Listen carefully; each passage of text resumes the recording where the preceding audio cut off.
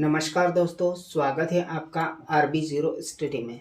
तो आज की इस वीडियो में हम समीकरण के कुछ कठिन सवाल हल करना सीखेंगे। जैसे इस प्रकार के और इस प्रकार के सवालों को आज हम हल करेंगे। लेकिन इस प्रकार के सवालों को हल करने से पहले आपको कुछ 4 टिप्स मैं आपको बताऊंगा। अगर आप ये 4 टिप्स समझ लेते हो तो कितना भी कठिन समीकरण हो उसे आप आसानी से हल कर लोगे। तो चलिए 4 टिप्स क्या है देखिए। जैसे यहाँ पर x प्लस 3 बराबर 0 हो तो जो प्लस में होता है वो बराबर के उस तरफ जाता है तो माइनस हो जाता है। जैसे यहाँ पर x बराबर 0 है, यहाँ पर प्लस का 3 है, वो बराबर के उस तरफ जाएगा तो माइनस के 3 हो जाएगा। अब इसको हम हल कर लेंगे। -3 और 0 कितना हो जाएगा? -3। तो इस तरह से यहाँ पर x बराबर क्या आ गया? x बराबर -3 आ गया। इस तरह से आपको 4 छोटी छोटी चीज़ें पता होना चाहिए, तभी आप समीकरण के कठिन सवाल को हल कर सकते हैं। दूसरा टिप्स, ये पहला टिप था हमारा, और अब दूसरा टिप। जैसे x -7 बराबर 1 हो, अब जो माइनस का 7 है बराबर के उस तरफ जाता है तो प्लस का हो जाता है। तो यहाँ पर क्या हो जाएगा?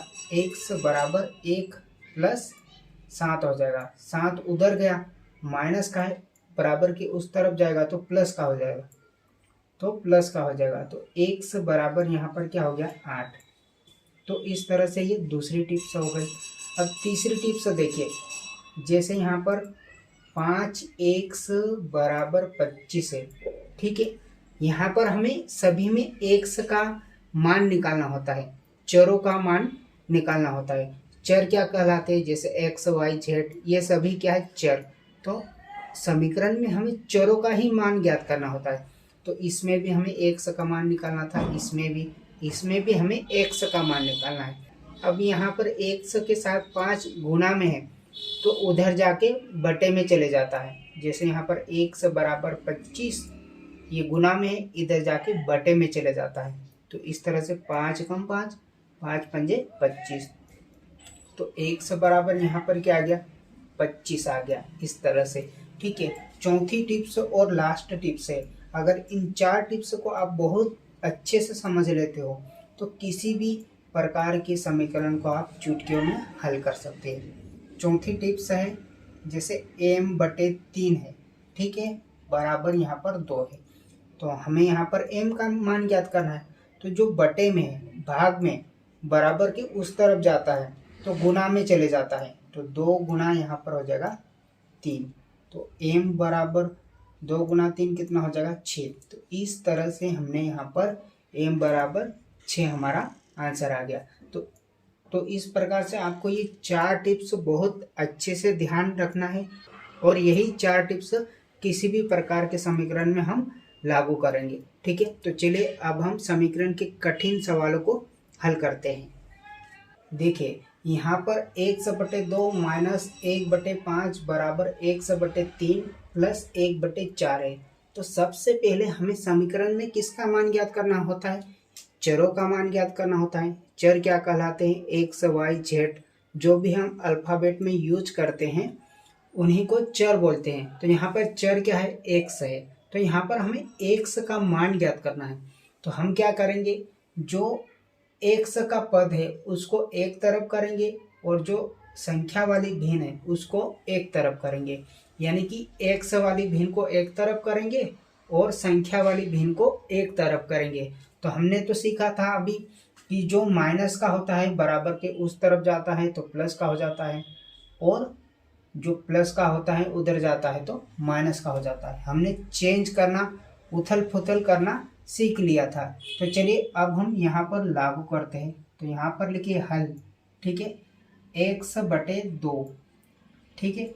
अब हमें -1/5 भिन्न को उस तरफ ले जाना है। तो माइनस का है तो उधर जाके प्लस का हो जाता है, यानी कि इस तरफ जाएगा, ठीक है। तो यहाँ पर क्या करेंगे? हम बराबर लिखेंगे और 1/4 वैसा की वैसा रखेंगे और इसको इस तरफ उछाल के ले जाएंगे, बराबर के उस तरफ।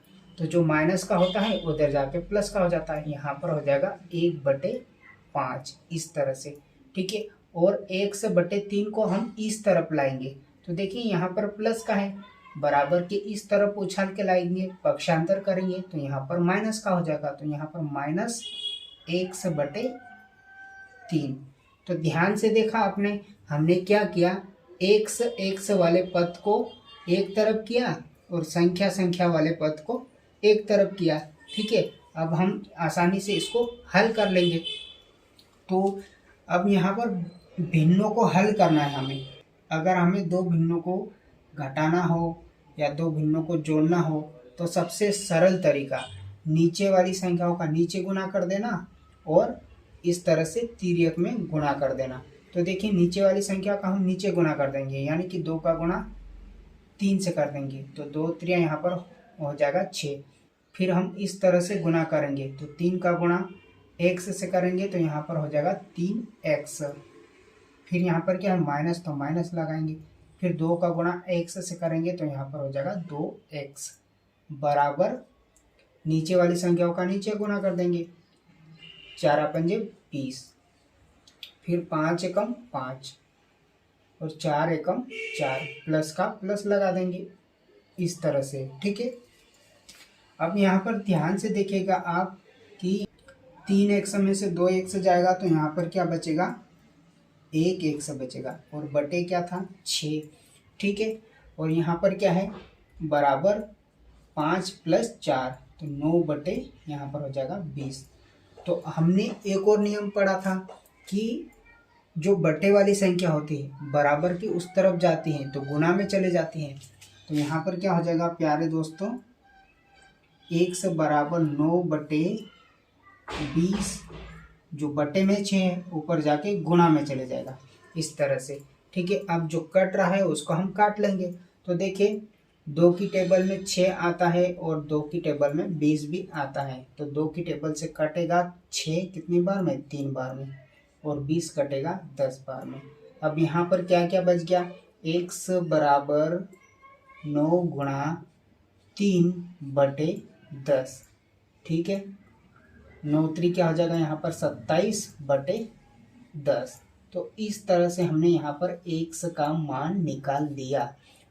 तो आई होप दोस्तों आपको समीकरण को हल करना बहुत अच्छे से समझ में आया होगा। अगर आपको समझ में आया हो तो नीचे जो लाइक का बटन है उसे भी दबा दीजिएगा और हमारे चैनल पे पहली बार आए हो तो चैनल को सब्सक्राइब भी कर लीजिएगा। तो मिलते हैं अगली वीडियो में, तब तक के लिए जय हिंद, वंदे मातरम।